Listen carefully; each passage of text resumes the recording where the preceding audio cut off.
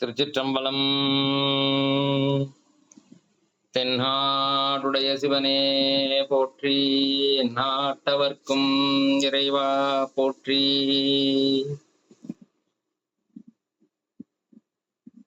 சிவனடியார்கள் திருக்கூட்ட அறக்கட்டளை பட்டுக்கோட்டை சார்பில் சிறப்பாக நடைபெற்று வருகின்ற சத் சங்கம் நிகழ்ச்சி, மாதந்தோறும் முதல் ஞாயிற்றுக்கிழமை சத் சங்கம் நிகழ்ச்சி என்ற பெயரில் அடியேன் சிற்றறிவுக்கு எட்டிய விஷயங்களை உங்களோடு பகிர்ந்து கொண்டிருக்கிறேன். அந்த விதத்தில் இன்றைய தலைப்பு அழுகைகள் பலவிதம். சந்தேகம் என்ன ஆச்சு, தலைப்புகள் எல்லாம் ஒரே இதா போயிட்டே இருக்கு. ஃபர்ஸ்ட் பாவம் என்பது அப்படின்னு ஒரு தலைப்பு, அடுத்தது துன்பம் எனப்படுவது யாதெனில் அப்படின்னு ஒரு தலைப்பு, அடுத்தது இன்னைக்கு அழுகைகள் பலவிதம்னு சொல்லிட்டு ஒரு தலைப்பு போட்டிருக்காங்களே, இது என்ன ஐடியா அப்படின்னு சொல்லி நீங்க யோசித்திருக்கலாம். பார்க்கறதுக்கு ரொம்ப சாதாரணமான ஒரு தலைப்பாக தெரிந்தாலும் அதனுடைய உட்பொருள் ரொம்ப பயனுள்ளதாக இருக்கும் என்று கருதுகிறேன். உங்களுக்கு அது ரொம்ப பயனுள்ளதாக இருக்கும் என்று கருதுகிறேன். குறிப்பாக நம்முடைய குரூப்ல இருக்கிறவங்க எல்லாருக்கும் ஓரளவு ஒரு ஐடியா கிடைச்சிருக்கும். இந்த தலைப்பை பார்த்த உடனே நினைச்சேன், இதைத்தான் சொல்ல வர்றாருன்ட்டு அப்படின்ட்டு. ஸோ அது ஃபைனலா அதனுடைய இதுகளை நான் சொல்லிடுறேன் நானு. இது என்ன தலைப்பு, இதை எதற்காக இந்த இதை எடுத்திருக்கிறோம் அப்படின்னு இந்த நிகழ்ச்சி முழுமையையும் நீங்கள் கேட்டீங்க அப்படின்னா உங்களுக்கு அது நல்லா புரியும். இந்த நிகழ்ச்சியை தொடங்கும் விதமாக ஒரு கணபதி துதி. திருச்சிற்றம்பலம். பிடியதன் உருவுமை கொலமிகு கரியது வடிகொடு தனதடி வழிபடும் அவரிட கடிகணபதி வர அருளினன் மிகு கொடை வடிவினர் பயில் வழிவலம் உரையிறையே.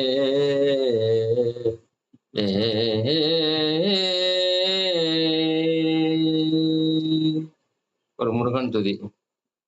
விழிக்கு துணை திருவெண்மலர் பாதங்கள் மெய்மை குன்றா மொழிக்கு துணை முருகா எனும் நாமங்கள் முன்பு செய்த பழிக்கு துணை அவன் பன்னிரு தோளும் பயந்த தனி வழிக்கு துணை வடிவேலும் செங்கோடன் மயூரமுமே. குரு வணக்கம். நால்வர் துதி. ஊழியர்கோன் வெப்பொழித்த புகழியர்கோன் கழல் போற்றி ஆழிமிசை கல்மிதப்பில் அணைந்த பிரான் அடி போற்றி வாழி திரு நாவலூர் பண் தொண்டர் பதம் போற்றி ஊழிமலி திருவாத ஊரர் திருத்தாள் போற்றி.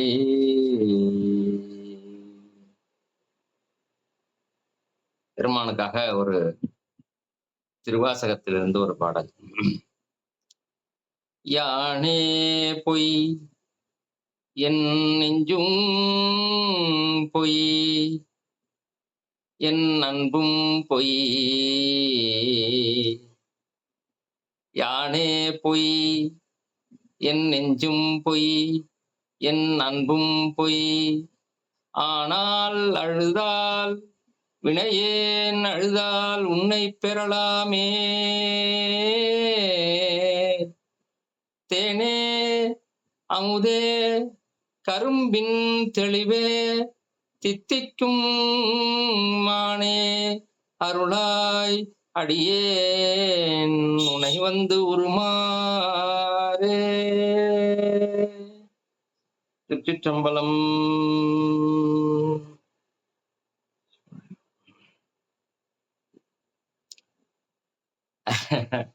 ஒரு விதத்துல பார்க்க போனா இந்த பாடலும் நம்முடைய தலைப்பிற்கு அ விதையாக இருக்கின்ற பாடல், இருந்த பாடல். ஏன்னா ஒவ்வொரு ஒரு சில திருவாசக முற்றோதல்கள்ல அவரு கணேசன் ஐயா அவர்கள் கேட்பார் இந்த கேள்விய. "யானே பொய், என் அன்பும் பொய், என் நெஞ்சும் பொய்" அப்படின்னா, இந்த அழுகை மட்டும் எப்படி மெய்யா இருக்க முடியும்? அப்படின்ட்டு. அதற்கு சரியான பொருள் எனக்கு விளக்கம் சொல்லத் தெரியல முதல்ல. அப்புறம் வேற சில விஷயங்களை சிந்திக்கின்ற போது, அதோட இது இதாகி, அந்த அழுகைகளை வகைப்படுத்தி, அதுல அத நான் கொண்டுட்டு போறேன் நானு. அதுல பாருங்க. பார்த்து அதை அதனுடைய கருத்தை ரசித்து அனுபவிக்குமாறு கேட்டுக்கொள்கிறேன். சிவனடியார்கள் திருக்கூட்ட அறக்கட்டளை பட்டுக்கோட்டை சார்பில் சிறப்பாக நடைபெற்று வருகின்ற சத்சங்க நிகழ்ச்சியில் இன்று அழுகைகள் பலவிதம் என்ற தலைப்பில் அடியேன் பேசுவதற்கு திருவருள் கூட்டியுள்ளது. வந்திருந்து கலந்து கொண்டு இந்த நிகழ்ச்சிக்கு ஆதரவு தரக்கூடிய அனைத்து அடியார் பெருமக்களையும் அறக்கட்டளையின் சார்பில் வணங்கி வரவேற்று மகிழ்ந்து இந்த நிகழ்ச்சியை தொடங்குகிறேன்.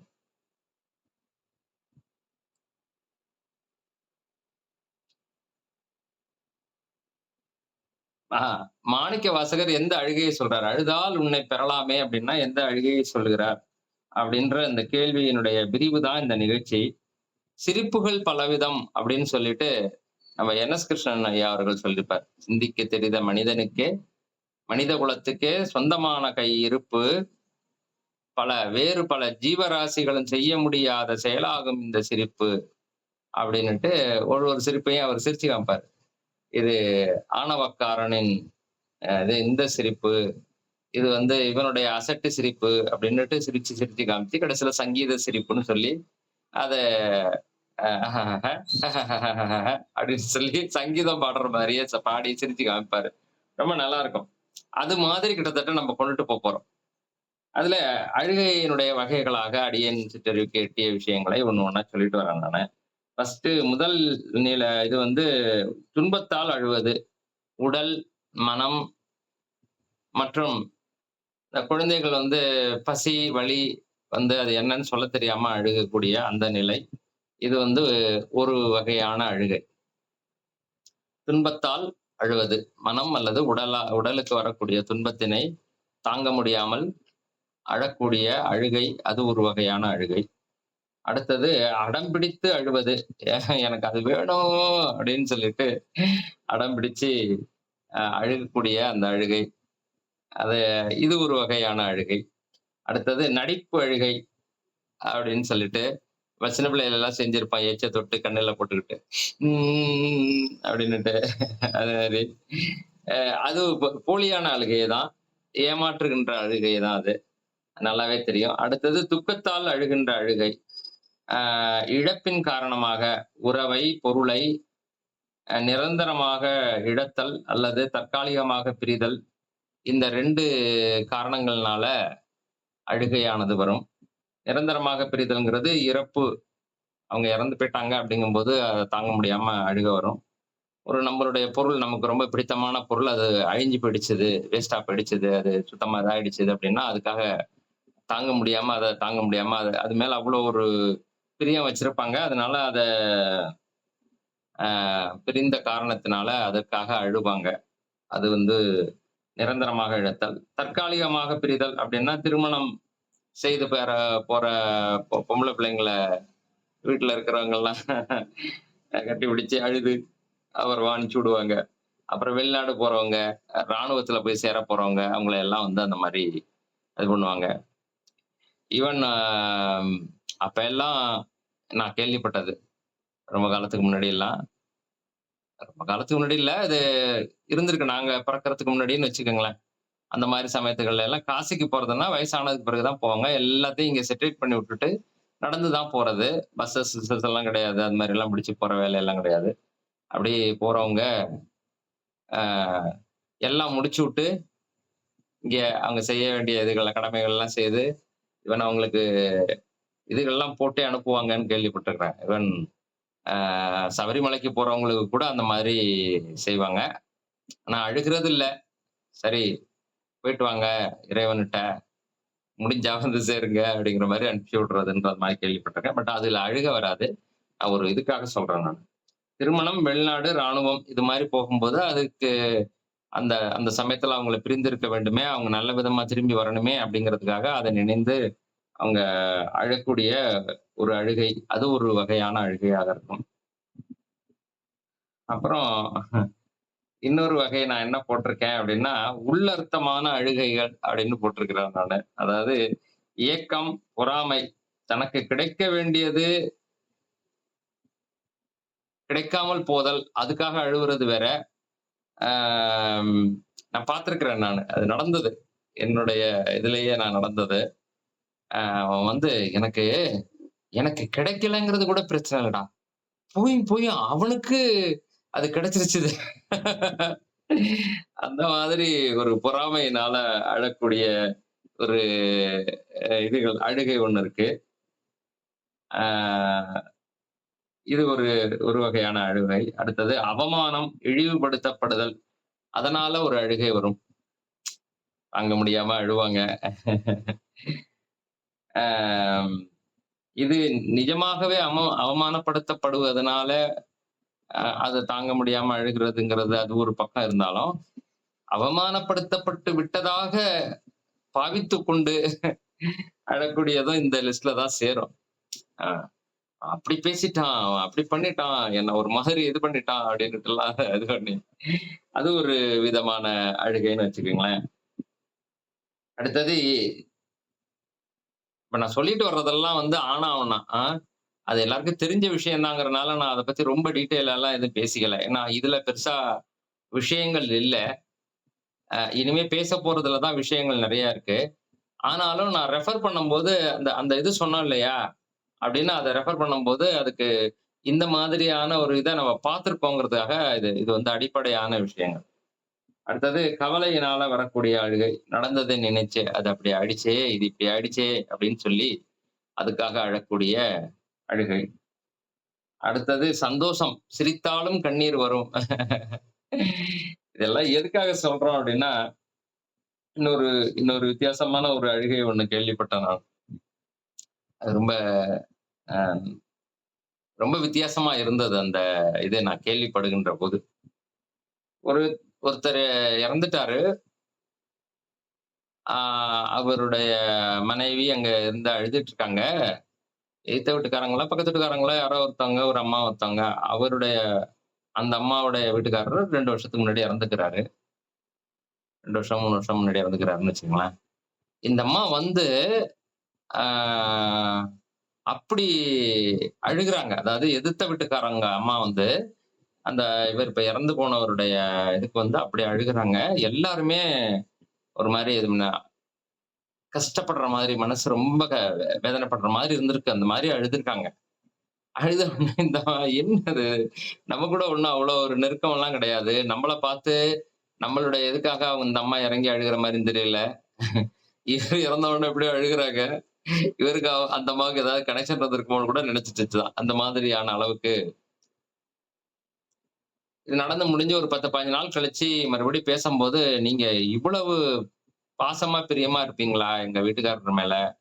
எங்ககிட்ட எல்லாம் அவ்வளவா நீங்க பேசுனது இல்ல, பழகுனது இல்ல. ஆனா நீங்க அவர் இறந்தப்ப வந்து நீங்க அழுதத பார்த்துட்டு எல்லாருமே சொன்னாங்க. யாரு அந்த பொண்ணு? இவ்ளோ பாசமா இருக்கு உன் புருஷன் மேல அப்படின்னு சொல்லிட்டு இந்த அம்மா கேட்டிருக்காங்க.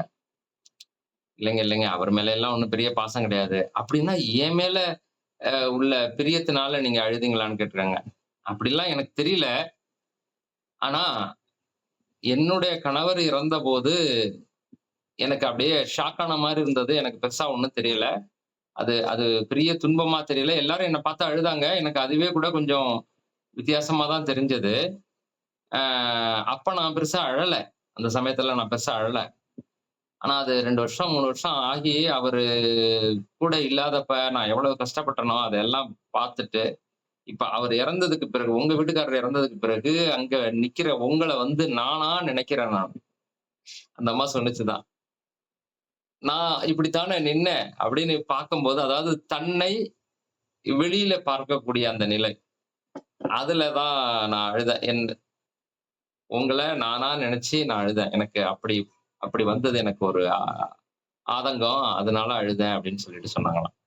இவங்க இப்படியெல்லாம் வித்தியாசமான அழுகையெல்லாம் இருக்கு. அதுக்காக சொல்றேன் நான். சோ இந்த மாதிரியான எனக்கு தெரிஞ்ச மாதிரி ஒரு சில விஷயங்கள எல்லாம் நான் அதுல போட்டுருக்கிறேன். அவ்வளவுதான். பேசிக் அழுகைகள் அப்படிங்கிற கேட்டகரி இவ்வளவுதான். இத எதுக்காக நான் சொல்ல வருகிறேன் என்றால், முக்கியமா அழுகைன்னா என்ன அப்படின்னு அடிப்படையா பார்த்தோம் அப்படின்னா, என்ன சொல்லுவாங்கன்னா, துக்கம், துயரம். இப்ப இவ்வளோ பார்த்த வரைக்கும் என்ன தெரியுது அதுலேருந்து? அவுட்கம் டோட்டலா அழுகைன்னா என்னன்னு எழுதணும்னா எப்படி எழுதுவாங்க? எழுதலாம் நம்ப ஒரு டிஸ்கிரைப் பண்ணணும். அத வந்து வரையறை செய்யணும்னா. ஆ ஒரு வித கஷ்டம், துக்கம், துன்பம் அதனுடைய அடிப்படையின் வெளிப்பாடு. அப்படி சொல்லலாமா? அப்படின்னு சொல்லி வரையறை எழுதிட்டோம்னா, நம்ம தப்பா எழுதுனவங்களாயிடுவோம். ஏன்னா, இன்னொரு வகையான அ அழுகையும் இருக்கு. அது உங்களுக்கு தெரியும். ஆனந்தத்தினால வரக்கூடிய கண்ணீர், ஆனந்த கண்ணீர். அது ஒரு மாதிரியானது. இப்ப நெறைய பேர் வந்து யாராவது அழுதாங்கன்னா, "என்ன அழுகுற? என்னாச்சு? எதுவும் உடம்பு சரியில்லையா? இல்ல எதையாவது இது நெனச்சு கவலைப்பட்டுக்கிட்டு இருக்கிறியா?" அப்படின்ற மாரி தான் கேட்கறாங்களே ஒழிய, இது இது வேற வேற நிலையிலிருந்து வரக்கூடிய ஆனந்த கண்ணீர் அப்படின்றத வந்து அ யாரு ஒரு அந்த மாதிரியான கோணத்திலேயே எடுத்துக்கிறது இல்ல. நம்மள பொறுத்தவரைக்கும் அழுகைன்னா இதுதான். துக்கத்தினால, கஷ்டத்தினால, துன்பத்தினால வரக்கூடியது தான் அழுகை. அப்போ யாராவது அழுதாங்கன்னா, அவங்க ஏதோ துக்கத்துல இருக்காங்க, துன்பத்துல இருக்காங்க, கஷ்டத்துல இருக்காங்க அப்படின்னு தான் நம்ம நெனச்சுக்கிட்டு இருக்கிறோம். அத தாண்டி இன்னொரு சைடு இருக்கு அழுகை. அப்போ இதுக்கும் என்ன வித்தியாசம்? அப்படின்னு பார்த்தோம்னா, இதுக்கு பேரு பொய்யழுகை அப்படின்னு பேரு. அதுக்கு பேரு மெய்யழுகைன்னு பேரு. அது என்ன பொய்யழுகை, மெய்யழுகை. முதல்ல பொய்யின்னா என்ன? மெய்யின்னா என்ன? அப்படின்னு சொல்லி பார்த்தோம் அப்படின்னா, மெய் என்பது நிலையானது, என்றும் மாறாதது, மாற்ற முடியாதது. அதான் ரொம்ப முக்கியம். அதுக்கு பேரு தான் மெய். என்னைக்குமே மாற்ற முடியாது. அதுக்கு பேரு தான் மெய். உள் பிளஸ் மெய் உண்மை. அப்படிதான் வச்சிருக்காங்க நம்மளுடைய பெரியோர்கள். அதாவது என்ன என்ன உள்ளதோ அந்த விஷயம் உள் மெய். அது கூட மாறும். உள்மை கூட மாறும். அதனால தான் வள்ளுவர் சொன்னாரு, "பொய்மையும் வாய்மை இடத்து" அப்படின்னு சொல்லிட்டு. அதுக்கு ஒரு சின்ன உதாரணம் சொன்னா உங்களுக்கு புரியும்னு நெனைக்கிறேன். இப்போ நான் வந்து ஒருத்தவங்க கிட்ட ரூ. 5000 பணம் கடன் வாங்குறேன். நீங்க பார்த்துக்கிட்டு இருக்கீங்க.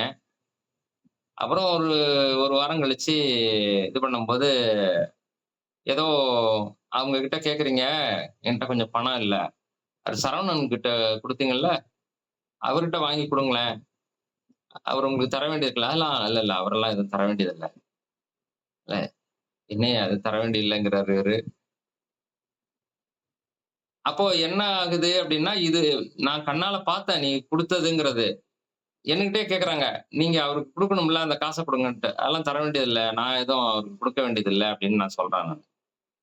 அப்ப நான் பார்த்தேனே அப்போ, அது உண்மை இல்லையா? என் கண்ணால பார்த்தேனே, அவரு உனக்கு காசு குடுத்தாரு, நீ வாங்குனியே அதெல்லாம் நான் பார்த்தேனே, அது உண்மை இல்லையா? அப்டின்னா, வாங்கினேன் என்பது உள்ள மெய்.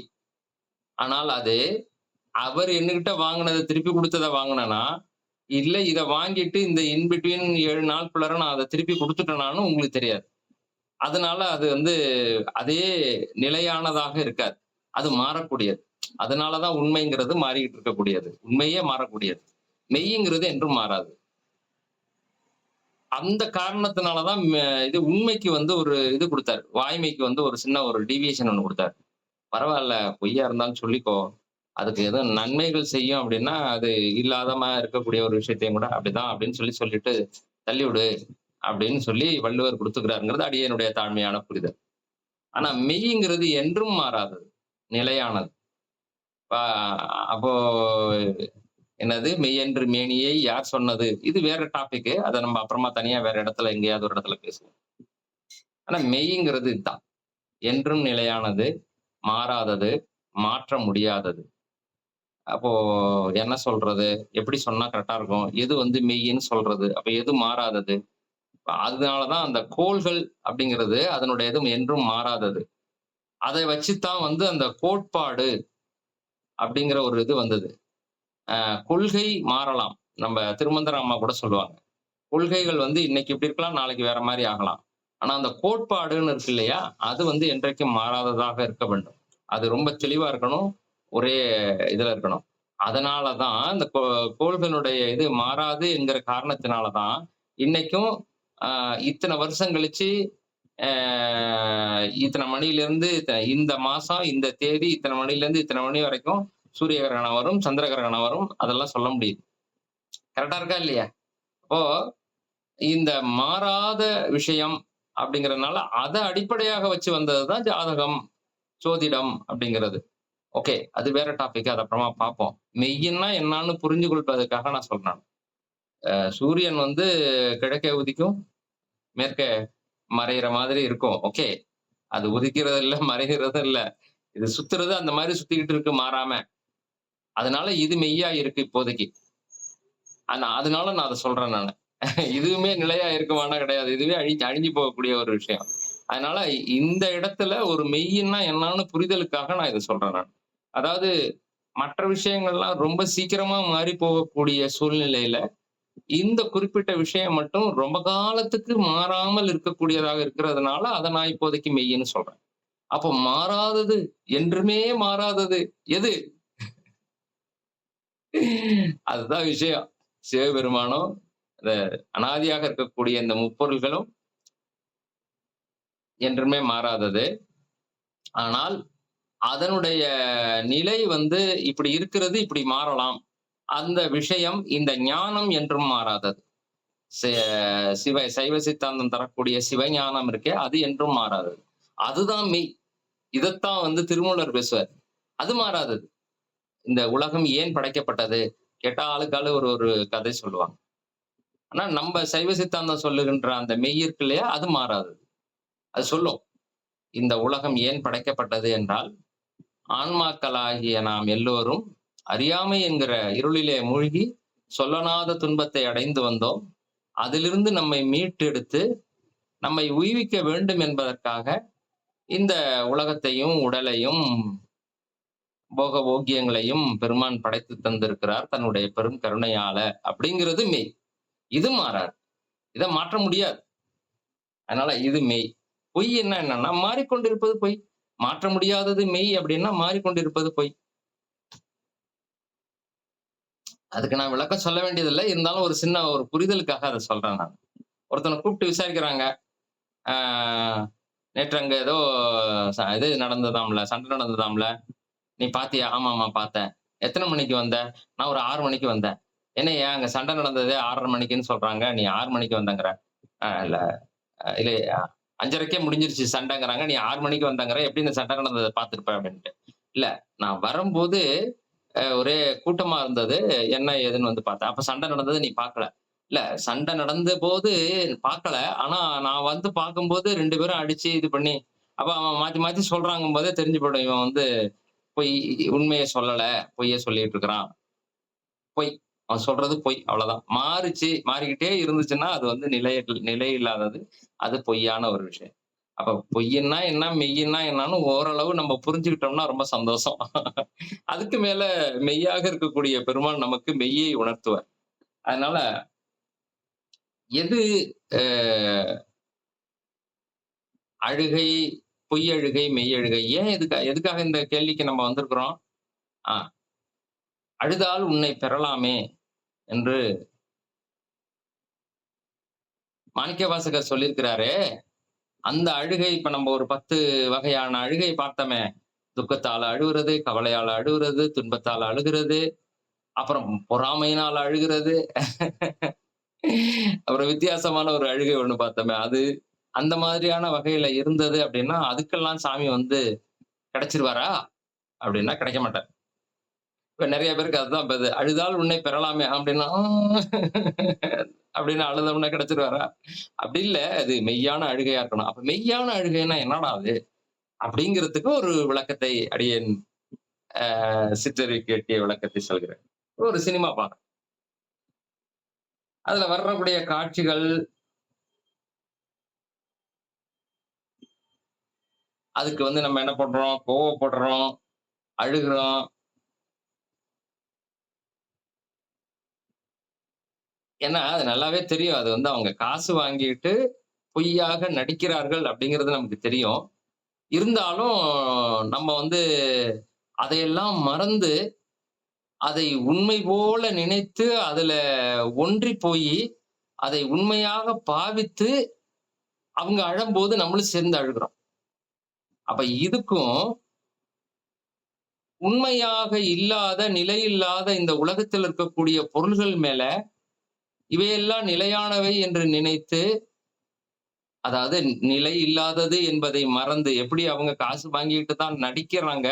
அவங்க உண்மையிலேயே அழல அப்படிங்கிற அந்த ஒரு விஷயத்தை மறந்து, அதுதான் உண்மை என்று லயித்து, அதிலே எப்படி ஆழ்ந்து போயி நம்ம அழுகுறோமோ, அல்லது சிரிக்கிறோமோ, கோவப்படுறோமோ, அதே மாதிரி இந்த உலகத்துல இருக்கக்கூடிய எல்லா விஷயங்களுமே பொய்யானது, நிலையில்லாதது, எதுவுமே ஒரு இது இல்லாததுங்கிறத அறியாமல், அல்லது அறிந்திருந்தால் கூட அதை மறந்து, நாம அழுவதற்கும், சிரிப்பதற்கும், இதுக்கும் என்ன பெருசா வித்தியாசம்?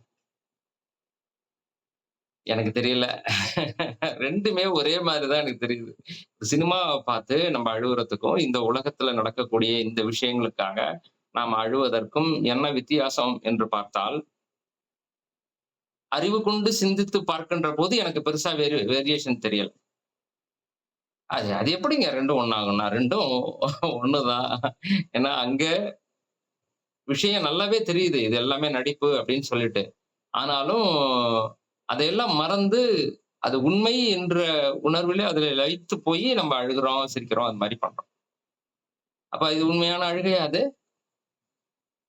என்னுடைய அழுகை உண்மைதாங்கய்யா. அவங்க பொய்யா நடிக்கலாம். ஆனா நான் அதுக்காக யோவ் புத்தி இருக்கா? யாரும் கேட்க மாட்டாங்க. ஏதாவது ஒரு உண்மையான விஷயத்துக்காக நீ அழுத அப்படின்னா, அத ஏற்றுக்கொள்ளலாம். ஒரு உதாரணம் எடுத்துக்குவோம். ஒரு குழந்தை என்ன பண்ணுது, பலூன் வாங்கி தர சொல்லி வம்பு பண்ணுது. "வேணாம்டா, அது எங்கேயாவது பட்டுச்சுன்னா வெடிச்சு உடைஞ்சு போயிடும்" அப்படின்ட்டான். எனக்கு வேணும்னு ஒரே ரகல. அடம் பிடிச்சு அழுகிறது. சரி, போ அழுவுறான்ன்ட்டு ஒரு ரூ. 10 ரூ. 20 குடுத்து ஒரு பெரிய பலூனா ஒண்ணு வாங்கி குடுத்தாச்சு. அத வச்சுக்கிட்டு டர் டர் டர்ன்னு இது பண்ணிட்டு, அங்க இங்க ஏதோ இது பண்ணிட்டு டொபான்னு வெடிச்சு போச்சு. ஓன்னு அழுதா என்ன பண்ணுவோம் நம்ம? 2 போட்டு ஏற்கனவே சொல்லியிருக்கேன் அது உடைஞ்சு போகும்ன்னு சொல்லிட்டு. அது வாங்கி வச்சிருந்துட்டு, அத பத்திரமா வச்சுக்க தெரியாம அத உடைச்சு விட்டுட்டு, இப்ப பலூன் உடைஞ்சு போச்சேன்னு அழுதா. இப்ப புரியுதா? அழுகை பலவிதம்னாலும், இந்த அழுகை வொர்த்ஃபுல்லான அழுகையா? அதற்காக நாம் கரெக்ட் தான்யா. அவன் அழுகுறது கரெக்ட். அவன் நியாயமா ஒரு விஷயத்த இழந்திருக்கிறான். அதனால, "ஏய் இது இப்ப போகக்கூடியதுடா இது. இது முடிஞ்சு போகக்கூடியது. இது அழிஞ்சு போகக்கூடியது." அப்படின்னு நல்லாவே தெரிஞ்சிருக்கு. இருந்தாலும் அதுக்காக போய் அழலாமா? மன்னிக்கணும். ஆக்சுவலா எதுக்காக இந்த சிரிப்பு வந்தது அப்படின்னா, இதை உங்ககிட்ட இப்படி எல்லாம் சொல்லுகின்ற போது, நீங்க எப்படி திங்க் பண்ணுவீங்க அப்படின்னு நான் திங்க் பண்ணும்போது எனக்கு என்ன தோணுச்சு அப்படின்னா, இந்த நிகழ்ச்சி முடிஞ்சதுக்கு பிறகு, இந்த நிகழ்ச்சியில கலந்துக்கிட்டவங்க எல்லாரும், தன்னை சுத்தி எது நடந்தாலும் சரி, அப்படியே கல்லு மாதிரி இருப்பாங்க. "நீ கல்லாடி, உன் கண்ணுல இருந்து ஒரு துளி தண்ணி கூட வராதா?" அதெல்லாம் ஒருத்தர் சொல்லி எல்லாத்தையும் எங்க எங்க மனசெல்லாம் பாறாங்கல்ல ஆக்கி விட்டாரு. இல்ல அப்படியெல்லாம் இருக்க முடியாது. நமக்குன்னு ஒரு உணர்வுகள்னு இருக்கு இல்லையா? அதனால வரும். ஆனா பேசுற டாபிக் அத பத்தி கிடையாது. அதாவது நீங்க அழலாமா? அது சரியா? அப்படி கிடையாது. நம்ம பேசிக்கிட்டு இருக்கிற விஷயமே என்னன்னா, "அழுதால் உன்னை பெறலாமேன்னு சொன்னாரே, அது என்ன அழுகை?" அத நோக்கி தான் போய்க்கிட்டு இருக்கிறோம். மறுபடியும் இத போட்டு குழப்பிற வேண்டாம். ஒருத்தர் பாடம் நடத்துறாருய்யா. யாரு எது நடந்தாலும் எதுக்கும் அழாதேன்னு சொல்றாருய்யா. இவரையெல்லாம் வச்சுட்டு என்னய்யா பண்றதுன்னு யாரும் பேசிறாதீங்க. அதுக்காகத்தான் நான் முன்கூட்டியே சொல்லிக்கிறேன் நான். ஆக நியாயமான அழுகையாக இருந்தால், அதற்கு கேள்வி கேட்கப்படும். கரெக்ட்டு. இவன் அழுகுறது வொர்த்ஃபுல். அவன் வந்து அந்த மாரி அழுகுறான்னா, அப்போ ஏதோ ஒரு முக்கியமான விஷயம் இருக்கு. அதுக்கு நம்ம செய்து குடுக்கணும் அப்படிங்கிறது. இப்போ வருவோம். ஒண்ணு ஒண்ணா வருவோம். இந்த பொய் அழுகை முதல்ல பார்த்தோம் இல்லையா? அதுல எல்லாத்தையும் முடிச்சுட்டு அதுக்கு பிறகு மெய் அழுகைக்கு வருவோம். இப்போ ஒரு உதாரணம் எடுத்துக்கோமே, உடல் வலி, மன மனசுக்கு ஏதோ ஒரு துன்பம் அப்படிங்கிறதுக்காக நான் உட்கார்ந்து அழுதுகிட்டு இருந்தேன்னா, அதனால இந்த உடல் வலியோ அல்லது மன துன்பமோ தீர்ந்து போயிடுமா? அப்படின்னா அழலாம். அதுல ஒண்ணும் தவறு கிடையாது. அதுக்கு என்ன பண்ணணுமோ அத செய்யணும். அதே மாதிரி ஒருத்தவங்களுக்கு உடல் வலி, துன்பம், கஷ்டம் ஏதோ ஒண்ணு வந்துருச்சு அப்படின்னா, அவங்களுக்கு இப்படி ஆயிடுச்சேன்னு நினைச்சு நான் உட்கார்ந்து அழுதுட்டு இருந்தேன்னா, இது புத்திசாலித்தனமா அது? நான் என்ன செய்யணும்? அதை தீர்ப்பதற்கு என்ன வழிமுறைகள் உண்டோ அதுகளை எல்லாம் செய்யணும். உடல் வலியா? உடனே டாக்டர்ட்ட அழைச்சுட்டு போணும். உட்கார்ந்துட்டு, "ஐயோ! உனக்கு இப்படி ஆயிடுச்சே! நான் என்ன பண்ணுவேன்னு" அழுதுட்டு இருந்தா. அது புத்திசாலித்தனம் இல்லையே! முட்டாள்தனமான விஷயமாச்சே! இப்ப இதுக்கெல்லாம் சாமி ஓடி வந்துட்டு இருக்க முடியாது. இந்த அழுகைக்கெல்லாம். அதாவது ஏன் மற்ற அழுகைக்கு வரமாட்டாரு? பொய் அழுகைக்கு வரமாட்டாரு. மெய் அழுகைக்கு தான் வருவாரு. அப்படிங்கும்போது மெய் அழுகைன்னா என்னான்னு இப்ப உங்களுக்கு புரிஞ்சிருக்கும். இருந்தாலும் வர்றோம் நான் பின்னாடி அப்படியே மெதுவா. ஆ இப்போ ஒரு குழந்தை அழுகுது. அதுக்கு ஏதோ உடல் ரீதியா ப்ராப்ளம் இருக்கு அப்படின்னா, அதுக்கு ஏதோ உடம்பு ரீதியா ப்ராப்ளம் அது அழுவுது அப்படின்னு சொல்லிட்டு நம்ம விடுறதில்ல. அதுக்கு என்ன செய்யணுமோ அதுகளை எல்லாம் நம்ம செய்யணும். அதெல்லாம் ஒண்ணும் தவறு கிடையாது. நம்மளும் உட்கார்ந்து அழுதுட்டு இருக்கக்கூடாது. அததான் நான் சொல்றேன் நானு. அப்படி அப்படி அழுதால் அது வந்து ஏற்புடையதல்ல. எனக்கு தெரியல. அதனால நான் அழுதேன்னா யாராவது பார்த்தா அவங்க வந்து நமக்கு உதவி செய்வாங்க. பட் அதனால ஒண்ணும் தவறு கிடையாது. கேட்கணும். இதுதான் வந்து பாயிண்ட். முக்கியமான பாயிண்ட். இங்க யாராக இருந்தாலும் சரி, அழுதால் உன்னை பெறலாமேன்னு இல்ல. அழுதால் எதை வேண்டுமானாலும் பெறலாம் என்பது வாழ்க்கையிலே நாங்கள் அன்றாடம் அனுபவித்து பெறக்கூடிய அருமையான ஒரு உண்மை. அழுதால் பெறலாம். அழுதால் எதை வேண்டுமானாலும் பெறலாம். அப்படி இருக்கும்போது சிவபெருமானை பெறுறதுக்கு என்ன இருக்கு? அதனால அந்த அழுகைக்கே அந்த விஷயங்கள்லாம் கிடைக்கும். எதற்காக நாம் அழுகிறோம் என்பதை பொறுத்து தான் சிவபெருமானுக்காக நம்ம அழுதோம்னா, அவர் நமக்கு கிடைப்பார். அதுதான் அதனுடைய பாயிண்டா இருக்கு. ஓ!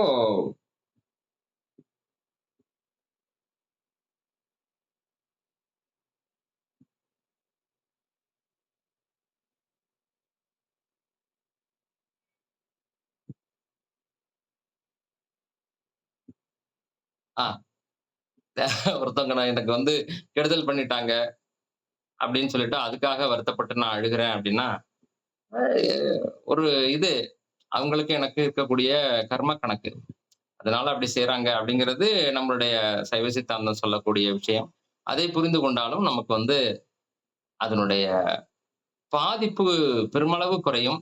அதை நாம் அ எளிதாக எடுத்துக்கொள்ள முடியும். அப்படிங்கிறது தான் பாயிண்ட். இப்போ முடிஞ்ச அளவுக்கு நம்ம அந்த பொய் அழுகைய நெருக்கி முடிச்சுட்டோம். இப்போ மெய் அழுகைன்னா என்ன? அப்படின்றத பற்றி சொல்லுகின்ற போது, அடியேன் சிற்றறிவுக்கு 2 விஷயங்கள் தோன்றியது. அதை வந்து இந்த பொய் அழுகையை நான் வந்து இருள் என்று வைத்துக் கொள்கிறேன். இப்ப இது வந்து ஒரு 4 ஸ்டெப்பா கொண்டுட்டு போறேன் நானு. இருள், இருள் நிலை. அதாவது அறியாமல் இருக்கக்கூடிய நிலை. அறியாமையினால செய்யக்கூடிய செயல். அந்த அந்த பொய் அழுகை அப்படிங்கிறது எல்லாமே வந்து இருள்ங்கிற நிலையில வருது. அடுத்ததாக அ மெய்யழுகை என்பது இந்த மாதிரியான காரணங்களுக்காக அல்லாமல், இதை தாண்டி ஏதோ ஒண்ணு நடக்கும். இப்போ எப்படின்னா, அ அது என்ன பாட்டு, அது என்ன ராகம், அது என்ன இது எதுவுமே எனக்கு தெரியாது. ஆனா அத கேட்டா என்னமோ பண்ணுது. அப்படியே ரொம்ப ஆனந்தமா இருக்கு. என்ன அறியாம அப்படியே பொங்கிக்கிட்டு அழுகை வருது அப்படின்னா, இது வந்து நம்மளை வெளியில இருந்து பாதிக்கக்கூடிய அதாவது எக்ஸ்டர்னல் ரீசன்ஸ் அப்படின்னு சொல்லி போட்டுக்கிறேன். வெளியிலிருந்து பாதிக்கக்கூடிய சில விஷயங்கள். கண்டிப்பா இதனால வந்து இது எனக்கு ரொம்ப பிடிச்சிருக்கு. அந்த அந்த பாடகர் வந்து ரொம்ப நல்லா பாடியிருக்கிறாரு. அந்த இசை ரொம்ப நல்லா இருக்கு. அதெல்லாம் கிடையாது. எனக்கு அதெல்லாம் தெரியவே தெரியாது. அதையெல்லாம் தாண்டி என்னமோ பண்ணும். இது எந்த இடத்துல, எந்த நேரத்துல வரும் அப்படின்னு சொல்லி சொன்னோம்னா, குறிப்பாக நம்ம ரொம்ப ஆனந்தமான நிலையில ஒரு ஒரு ஒரு ஒரு உயர் நிலையில இருக்கிறோம். கோயில்களுக்கு செல்லுகின்ற போது, நல்லா குளிச்சு கிளிச்சுட்டு, புது ட்ரெஸ் எல்லாம் போட்டுக்கிட்டு, நல்லா இது பண்ணிட்டு போயிருக்கமா, அங்க போயி அந்த சாமிய நெனச்ச உடனே அப்படியே சர்ருன்னு ஆக்ஞைக்கு வந்து அப்படியே மேல போறதுக்கு ரெடியா இருக்கும். அந்த சமயத்துல இருக்கக்கூடிய சாம்பிராணி வாசனை, ஊதுபத்தி வாசனை, அங்க ஏத்தி வச்சிருக்கக்கூடிய அ விளக்குகளுடைய ஒளி, அங்க போட்டிருக்கிற மாலைகள், அந்த சாமி இருக்கக்கூடிய நிலைகள் அதெல்லாம் பார்த்தோனே அப்படியே ஆனந்தமா இருக்கும். அப்ப அடிச்சாங்கன்னு வச்சுக்கங்களேன், சல்லுன்னு மேல ஏறிடும். அப்ப வரும் பொங்கிக்கிட்டு ஒரு அழுகை ஒண்ணு. இது ஒரு அழுகை. எக்ஸ்டர்னல் ரீசன்ஸ்னால வரக்கூடிய அழுகை.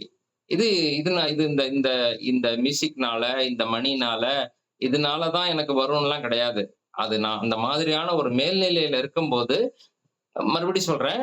இந்த இந்த அழுகை என்பது கீழ்நிலை விஷயங்களை இது இத இத வச்சு பேசுகின்ற போது, இதை பற்றி பேசுகின்ற போது, அது எப்படிங்க இந்த இதுக்கு மட்டும் சொன்னீங்க. என்னங்க உடம்பு வலிச்சதுன்னா அழுகுறது மட்டும் நீங்க வந்து பொய் அழுகைன்னீங்க.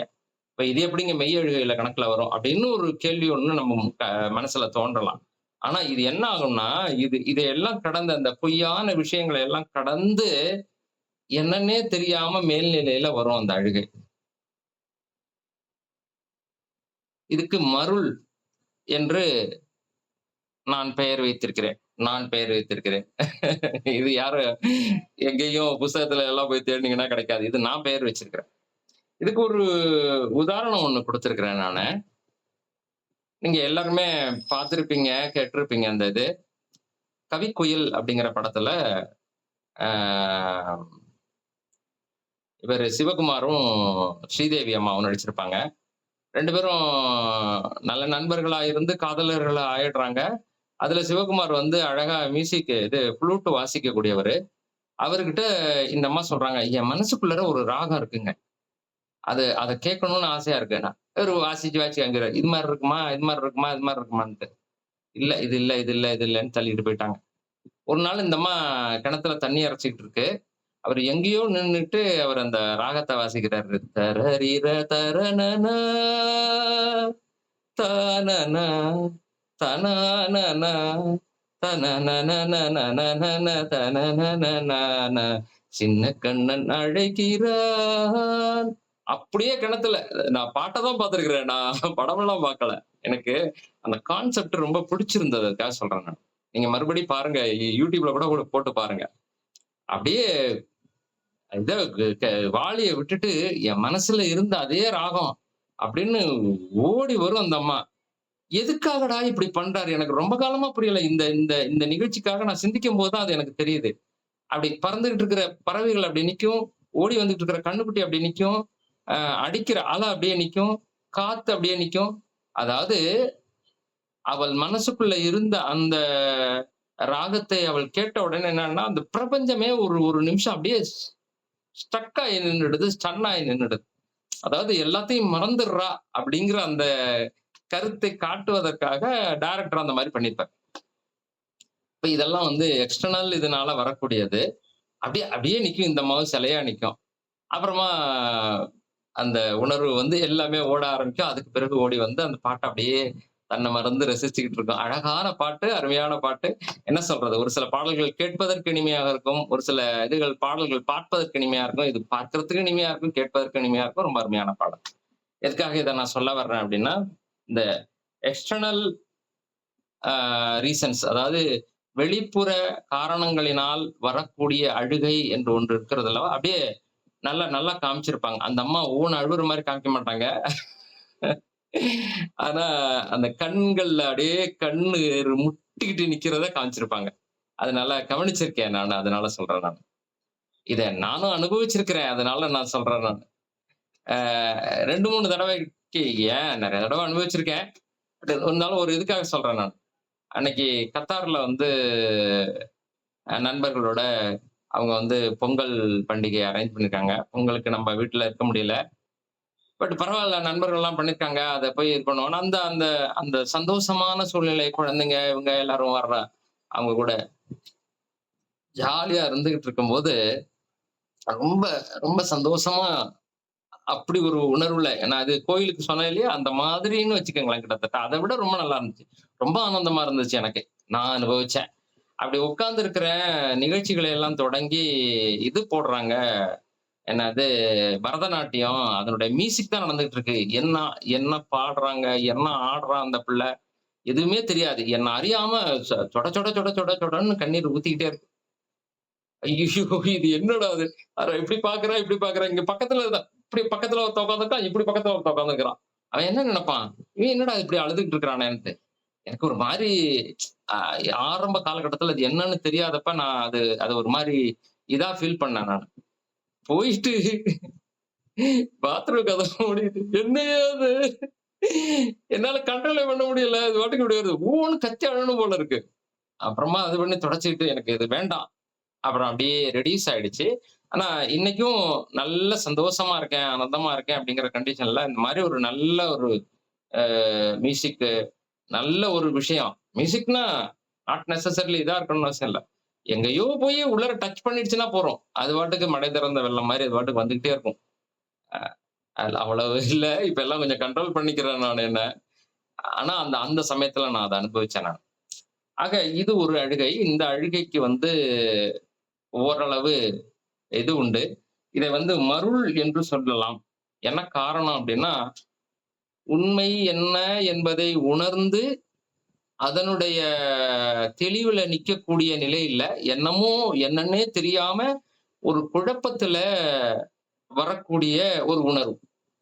அது இந்த பக்கமும் இல்லாம, இந்த பக்கமும் இல்லாம ஒரு இது. பொய் அழுகையிலயும் சேர்த்தி வராது. அதே சமயத்துல முழுமையான மெய் அழுகையிலயும் சேர்த்தி வராது. இந்த நிலைக்கு பேரு மருள் என்று.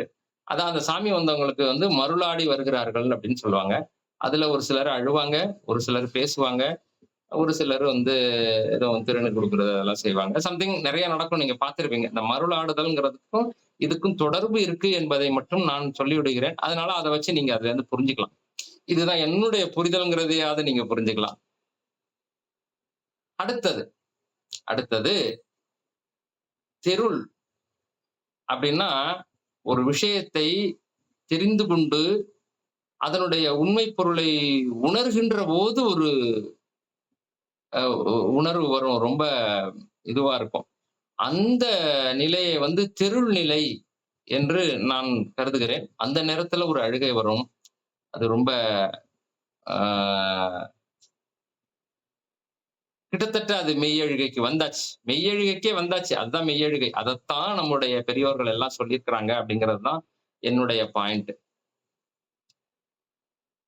இப்போ படிக்கின்ற விஷயம், படித்த விஷயம் அனுபூதியாகும்போது, ஆழமாக உள்ளுக்குள் உணரப்படும்போது, ஒரு வித இது வரும். இது எனக்கு டக்குன்னு உதாரணத்த வெளியில தேடி எனக்கு எடுத்து சொல்லத் தெரியல. அதனால எனக்கு ஏற்பட்ட அனுபவத்தை நான் சொல்லுகிறேன். அது உங்களுக்கு புரியும். ஒண்ணும் இது கிடையாது. ரொம்ப எளிமையான ஒரு ஒரு விஷயம் தான். அதாவது சைவ சமயத்தை பற்றி தெரிந்து கொண்டு, ஓரளவு அதைப் பற்றி சிந்தித்துக் கொண்டிருக்கக்கூடிய காலகட்டத்திலே, ஆ பஞ்சபூதங்களைப் பற்றி ஒரு பேச்சு வருது. அதிலே அந்த வெளி என்கிற தத்துவம் வந்து எல்லாவற்றையும் தாங்கக்கூடியது, எல்லாவற்றையும் கடந்து இந்த பிரபஞ்சத்தையும் கடந்து இருக்கக்கூடியது அப்படின்னு பார்க்கின்ற போது, அந்த அந்த வெளி எவ்வளவு பெருசு அப்படின்னு பார்க்கிறோம். ஆனா, அவ்வளோ பெருசா இருக்கக்கூடிய அந்த வெளியானது, அவ்வளவு பரந்து இருக்கக்கூடிய வெளியானது, அணுவுக்குள்ளறையும் இருக்கு என்கிறதை உணர்கின்ற ஒரு வாய்ப்பு கிடைத்தபோது, எப்படின்னா, நீங்க எல்லாருமே ஓரளவு படிச்சவங்களா இருப்பீங்க. இருந்தாலும் ஒரு ஐடியாக்காக நான் சொல்லிடுறேன் நானு. அதாவது அணுக்குள்ளற எலக்ட்ரான்கள் வட்டமிட்டுக் கொண்டிருக்கின்றன, சுற்றிக் கொண்டிருக்கின்றன. அணுக்குள்ளற எலக்ட்ரான்கள் சுற்றிக் கொண்டிருக்கின்றன அப்படின்னு சொல்லி நம்ம படிச்சிருப்போம். ஒவ்வொரு வட்டப்பாதைகளில் சுற்றிக் கொண்டிருக்கின்றன அப்படின்னு சொல்லிட்டு. இயக்கம் என்ற ஒன்று நடைபெற வேண்டும் என்றாலே, ஸ்பேஸ் என்கிற இடைவெளி இருக்கணும். இடைவெளியே இல்ல. ஒரே இது ஸ்டாம்ப் பேட். நம்ம மைண்ட் அங்க போயிற வேண்டாம். அதாவது எல்லாம் அழுத்தி கிடக்கு. ஒரே இதா இருக்கு, அடைச்சிருக்கு. அந்த பக்கம், இந்த பக்கம் போறதுக்கு வழி இல்ல. ஸ்பேஸ் இல்லங்க. வழி இல்ல, இடைவெளி இல்ல. அப்படின்னா மூவ் பண்ண முடியாது. அடைச்சிரும் அவ்வளவுதான். அப்போ மூவ் ஆயிட்டு இருக்குன்னா என்ன அர்த்தம்? வெளி இருக்குன்னு அர்த்தம். எலக்ட்ரான்ஸ்கள் அணுக்குள்ளற ஓடிட்டு இருக்குன்னா என்ன அர்த்தம்? அந்த அந்த அணுக்குள்ளறையும் வெளியானது இருக்கிறது. இந்த கடவுள் என்பதனுடைய பொருளை அடியேன் உணர்ந்த தருணம் அது. எல்லாவற்றையும் கடந்தும் இந்த வெளியானது இருக்கிறது. எல்லாவற்றிற்கும் அடிப்படையாக இருக்கக்கூடிய அணுக்குள்ளரையும் அது இருக்கிறது. கட, உள். கடந்தும் இருக்கிறது, உள்ளும் இருக்கிறது. அது அப்படி கற்பனை பண்ணி நான் சாப்பிட்டுக்கிட்டு இருக்கேன். அது அந்த அந்த அந்த ஒரு உணர்வு வரும்போது, ஆ அப்படி இன்னும் வெடிச்சிடுற மாரி இருந்துச்சு அது. எனக்கு தெரியல. எனக்கு சொல்ல தெரியல மறுபடியும் எனக்கு கரெக்ட்டா. ஆனா நான் ஃபீல் பண்ணத நான் அப்படியே சொல்றேன் நானு. ச்சீ! வேண்டாப்பா. இந்த இந்த உணர்வு வேண்டாம் எனக்கு. என்னால தாங்க முடியல. முதல்ல அத நான் ஃபீல் பண்ணும்போது, என்னடா இது? அப்போ எல்லாத்துக்குள்ளரையும் ஒரு ஒரு அணுக்குள்ளரையும் இருக்குதா? அப்ப அந்த அந்த வெளியினுடைய அனுபவத்தை அப்படி லைட்டா டச் பண்ணிட்டு வந்திருக்கிறேன் நான். அங்க தான் வந்து இந்த "பாரிடை ஐந்தாய் பறந்தாய் போற்றி" அதுல வருகின்றபோது, "வெளியிடை ஒன்றாய் விளைந்தாய் போற்றி" எனக்கு ரொம்ப பிடிக்கும் அந்த வார்த்தை. அதெல்லாம் அனுபவிப்பேன்னு வச்சுக்கங்களேன். அத படிக்கும்போது சும்மா படிக்கிறது இல்ல. "வெளியிடை ஒன்றை" ஏங்க என்ன பாட்டு அது? "ஒத்தையில நிக்கான். வேங்கை மவன்." வேங்கை மவன் கிடையாது. அவன் தான் வேங்கை. சிவபெருமானு தான் வேங்கை. ஒத்தையில நிக்கான் அங்க. வெளியில. வெளி என்கிற அந்த இடத்துல. அத அனுபவிச்சபோது ஒரு ஒரு விதமான ஒரு சிலிர்ப்பு வந்தது. இப்ப ரீசென்ட்டா நம்முடைய அ இதுல அ குரூப்ல வந்து "எப்பொழுது அழுகை வரும்?" அப்படின்னு சொல்லிட்டு ஒரு தலைப்புல ஒண்ணு போட்டோம். அது எதையோ ஒண்ணு தேடும்போது, ஏதோ ஒண்ணு சிந்திக்கும்போது தோன்றினது. "மீதான் அரும்பி விதிர் விதிர்த்து உன் விரையார் கழற்கு என் கைதான் தலை வைத்து கண்ணீர் ததும்பி வெதும்பி உள்ளம் பொய்தான் தவிர்ந்துன்னை போற்றி சய சய போற்றி என்னும் கைதான் நெகிழவிடேன் உடையாய் என்னை கண்டுகொள்ளே." இந்த பாடலை பற்றி சிந்திக்கின்ற போது அது வந்துச்சு இது. அப்ப அவரு சொன்னார், "மெய்தான் அரும்பி" அதை சொல்லுகின்ற போது என்ன ஆகும்னா, அப்படி இப்படி ஏதாவது என்னது அ நினைக்கும்போது அப்படியே மெய் சிலிர்க்குதுங்க அப்படின்னு சொல்றோம் இல்லையா? அது மாரி நம்ம மனசுல மெய் இதான் அரும்பின்னு நெனைச்சோம்னா அப்படி சிலிர்க்கும். உடம்பு சிலிர்க்கும். விதிர் விதிர்த்து அது செஞ்சிரலாம். மெய்தான் அரும்பி விதிர் விதிர்த்து உன் விழையா கழற்கு என் கைதான் தலை வைத்து அது செஞ்சிரலாம். கண்ணீர் ததும்பி வரலையே! இப்ப இதெல்லாம் செஞ்சுபுடலாம். அதெல்லாம் வந்து வெளியிலேயே நம்ப எக்ஸ்டர்னலா இதுகள எல்லாம் செய்துடலாம். கண்ணீர் ததும்பினா வரலையே! அப்படின்னு ஒரு கேள்வி வந்தது. வேற யாரோ பேசுகின்ற போது சொன்னாங்க. அதுக்காக தான் சொல்றாரு, "கைதான் நெகிழ விடேன். நான் இன்னும் இந்த வினைகள விடமாட்டேங்கிறேனே பெருமானே என்ன காப்பாத்தி கொண்டுட்டு போ" அப்படின்னு சொல்றாரு. அப்படின்னு ஒரு இடத்துல நான் கேள்விப்பட்டேன்னு வச்சுக்கங்களேன். இப்ப நான் பொதுவாக இந்த "மெய்தான் அரும்பி விதிர் விதிர்த்து" என்கிற பாடலுக்கு எல்லாரும் கொடுக்கக்கூடிய அ கருத்து என்னவென்றால், அதுக்கு விளக்கம் என்ன குடுக்குறாங்க அப்படின்னா, "மெய்தான் அரும்பி இந்த உடம்புல மெய் புலகம் புலகாங்கிதம் அடைஞ்சு அந்த இது மயிர்கூச்செறியிற மாரியான இது வந்து மெய்தான் அரும்பி, விதிர் விதிர்த்து அப்படியே விதிர் விதிர் எதுக்கு விதிர் விதிர்க்கணும்? எனக்கு இப்ப அதெல்லாம் தோணுது. சரி விதிர் விதிர்த்தாரு. அப்புறம் கைதான் தடவி வைத்து, கண்ணீர் ததும்பி, வெதும்பி உள்ளம் பொய்தான் தவிர்ந்துன்னை போற்றி சய சய போற்றி என்னும். அப்படி அதுக்கு விளக்கம் சொல்றாங்க. ஆனால், இந்த நிகழ்ச்சிக்காக ரெடி பண்ணுகின்ற போது ஒரு வித்தியாசமான ஒரு அ ஆங்கிள், வித்தியாசமான ஒரு கோணம், வித்தியாசமான ஒரு வியூவ நமக்கு காட்டுறாரு பெருமான். இப்ப பார்த்தோம் இல்லையா? மெய்யின்னா என்னான்னுட்டு. என்றும் மாறாதது, மறையாதது, மாற்ற முடியாதது, மறுக்க முடியாதது. அதுதான் மெய். ஓகே. நம்ம என்ன நெனச்சுட்டு இருக்கிறோம்? இதுதான் நம்ப. இது நம்மள சுத்தி இருக்கக்கூடிய சொந்தம், நாம் சம்பாதிச்சு வச்சிருக்கிற பணம், அது இது எல்லாமே நம்மள வந்து காப்பாத்திரும். நம்ப அப்படியே பல க 1000 ஆண்டுகள்லாம் வாழ்ந்து, நல்லா சந்தோஷமா இருக்கலாம் அப்படின்ற மாரி தான் நெனச்சுக்கிட்டு இருக்காங்க. யாருக்கும் அது அந்த ஒரு உணர்வே கிடையாது. இதெல்லாம் வந்து இது கிடையாது. இப்ப ஒரு பெரியவர சந்திச்சு அவரு சொன்னாரு. "எப்படிங்கய்யா இருக்கு? உடம்பு நல்லா இருக்குங்களாய்யான்ட்டு?" "இன்னும் ஒரு 10 வருஷத்துக்கு கவலை இல்லையா?" சொல்ட்டாங்க. என்ன 10 வருஷம் 3000 நாள் நான் இருப்பேன். சாலிடா அப்படின்னாரு. "ஏன் ஐயா அப்படி சொல்றீங்க? இன்னும் நெறைய இருந்து நீங்க நெறைய செய்யணும்யா" அப்படின்னேன். அப்போ அவர் சொன்னாரு. அப்ப அந்த ஒரு உணர்வு இருக்கணும். நாட்கள் இப்போ இன்னும் ஒரு 20 வருஷம் நான் இருக்க போறேன். வச்சுக்குவோமே. அப்ப இவ்வளவுதான் எனக்கு டைம். அ ஆ ஏன்னா 3000 பிளஸ் 3000 6000 நாள் தான். ஒரு நாளும் காலண்டர், காலண்டர், காலண்டர் டர் என்று நம்முடைய வாழ்நாளை கிழித்துக் கொண்டிருக்கிறதுக்கு பேர் தான் காலண்டர் அப்படின்னு சொல்லி ஒரு கிண்டல் அடிச்சேன். ஒரு டைம்ல எப்போ ஏதோ ஒரு நியூ இயருக்கு அத போட்டு விட்டேன்னு நெனைக்கிறேன் அந்த ஜோக்க. சாரி. எனக்கு அது ஜோக்கா தெரிஞ்சது. நீங்கலாம் எப்படி ரசிச்சிருப்பீங்கன்னு தெரியல. காலண்டர் டர் என்று நம்முடைய காலத்தை கிழிக்கக்கூடியதுக்கு பேரு தான் காலண்டர் அப்படின்ட்டு. அது மாதிரி யாருமே அத உணர்றதில்ல. ஒரு காலகட்டத்துல இது எல்லாமே நிலையானதல்ல. இது எல்லாமே பொய்யானது. அப்படின்றத உணர்ந்த உடனே என்ன ஆகும்னா, இதுதான் மெய்தான் அரும்பி அப்படிங்கிறது. இந்த மெய் அரும்புது அவனுக்கு. நம்ம உள்ளர மனசுக்குள்ளார அது அரும்புது. ஆஹா! இதெல்லாம் உண்மை கிடையாதா? இதெல்லாம் பொய்யா? அப்படின்னு உடனே ஒரு விதிர்வெதிர்ப்பு ஏற்படுது. அப்போ இதெல்லாம் உண்மைன்னு நெனச்சா நம்ம இது பண்ணிட்டு இருந்தோம். அப்ப எது உண்மை? எது நிலையானது? எது மெய்? சிவபெருமானுடைய திருவடி தான் மெய். இத உணர்ந்ததற்கு பிறகு அவனுடைய திருவடிக்கு கைதான் தலை வைத்து கண்ணீர் ததும்பி இவ்வளவு நாளும் வேஸ்டான ஒரு விஷயத்த இதுதான் மெய்ன்னு நெனச்சுக்கிட்டு இருந்தனே பெருமானே!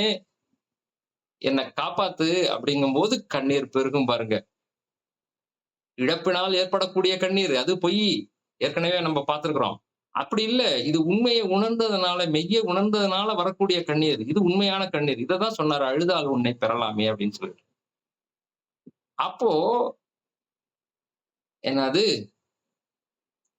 உள்ளம் வெதும்பி உள்ளம். எதுக்காக வெதும்பணும்? அண்ணா எனக்கு உண்மைய புரியாம நான் தவறான விஷயத்திலேயே இருந்து கிடந்துட்டேனே. இப்போவாவது அத நான் புரிஞ்சுகிட்டேன். என்ன திரும்பி உன்னுடைய திருவடிக்கீழ் நீ செலுத்த வேண்டும் பெருமானே என்று உண்மையாக உணர்கின்ற போது வருகுது பாருங்க. இந்த அழுகைக்கு பேரு தெருள் என்று நான் பெயர் வைத்திருக்கிறேன். ஆக எதுவும் தெரியாம அல்லது அ தவறான புரிதல்களோடு அ பொய்யான அழுகை அப்படின்னு சொல்லிட்டு ஒரு கேட்டகரி பார்த்தோம் இல்லையா? அந்த இது அதாவது அது எதுக்காக பொய்யான அழுகைன்னு நம்ம சொல்றோம் அப்படின்னா, அது வந்து நியாயமில்லாத அழுகை. நான் அழியக்கூடிய விஷயம்னு தெரியுது. அது அழிஞ்சு போயிருச்சுங்கிறதுக்காக நான் அழுதேனா, அது ஒரு நியாயமான அழுகை கிடையாது. அதனால அந்த அந்த நியாயமற்ற அந்த அழுகை, அந்த அழுகையாக இருந்தாலும் சரி, அதெல்லாம் வந்து இருள்ன்னு வச்சுக்கிறோம். வச்சுட்டு அடுத்தது, அ உண்மையை உணராமல், ஆனால் ஏதோ ஏதோ ஒரு ரூபத்துல அப்படியே ஒரு அரசபரசலா உணரக்கூடிய அந்த நிலையை வந்து மருள் என்றும், அந்த உண்மையை உணர்ந்த பிறகு வரக்கூடிய அந்த நிலையை தெருள் என்றும் அடியேன் பிரித்திருக்கிறேன். அப்போ இந்த இடத்துல தெருள் நிலையில வரக்கூடிய இந்த அழுகையைத்தான் மாணிக்கவாசகர் குறிப்பிட்டிருக்கிறார். "அழுதால் உன்னை பெறலாமே" என்று. அதுக்கு அடுத்தது அருள்ன்னு ஒரு நிலை இருக்கே, அதுல என்னய்யா ஆகும்? அதுல என்ன அழுகை வரும்னா, அருள் நிலையில அழுக வராது தம்பி. ஆனந்தமா இருப்போம். அதுல அழுகைக்கே வேலை கிடையாது. இன்பமே எந்நாளும் துன்பமில்லை என்ற நிலையில இருப்போம் என்று பெருமான் அருளாலே என்னுடைய மண்டைக்கு உரைச்சது. அதை உங்களோடு பகிர்ந்து கொண்டு, இந்த அளவிலே இந்த நிகழ்ச்சியை நிறைவு செய்கிறேன். வந்திருந்த அடியார் பெருமக்கள் அனைவருக்கும் அறக்கட்டளையின் சார்பிலே நன்றியையும், வணக்கத்தையும், வாழ்த்துக்களையும் தெரிவித்துக் கொள்கிறேன். இப்போ ஒரு இது போடுறேன். எல்லாரும் உங்களுடைய கருத்துக்கள், கேள்விகள் ஏதாவது இருந்தா தெரிவிக்க கேட்டுக்கொள்கிறேன். ஒரு நிமிஷம்.